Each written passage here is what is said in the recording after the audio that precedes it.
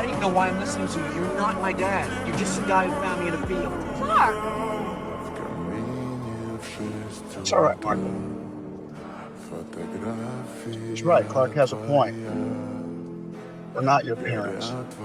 But we've been doing the best we can, and we've been making this up as we go along. So maybe our best isn't good enough.